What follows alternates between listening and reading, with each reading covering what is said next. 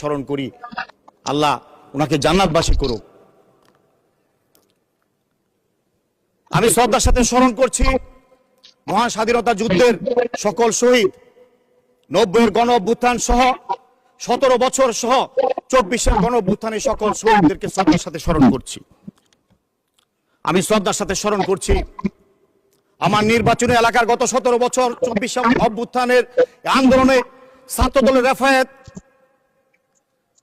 কৃষক দলের বিল্লাল, পৌর বিএনপি সদস্য আশিক, যুব দলের সদস্য হাসান আলী সহ জাতীয় পর্যায়ে সকল শহীদদের কথা আমি স্মরণ করছি। আমি আজকে কৃতজ্ঞতার সহিত আমি মাননীয় প্রধানমন্ত্রী এখানে উপস্থিত আছেন, সংসদ নেতা, ওনার প্রতি শ্রদ্ধা জানাই, সম্মান জানাই। আজকে আমার এই শরীফুল আলমের তৈরি মাননীয় প্রধানমন্ত্রীর হাতে।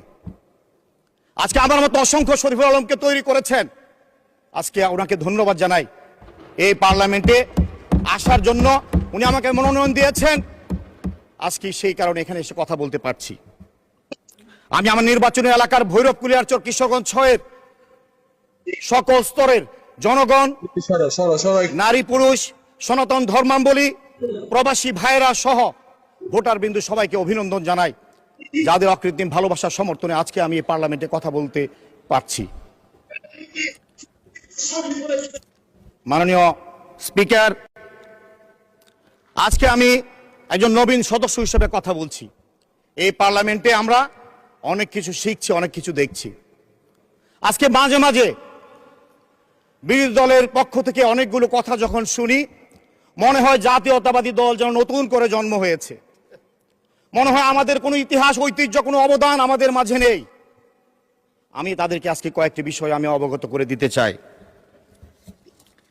যে মহিষী নারীর কথা আমি একটু আগে বলে গেলাম, তার পূর্বে আরেকজন ক্ষণজন্মা পুরুষ ছিলেন, শহীদ রাষ্ট্রপতি জিয়াউর রহমান।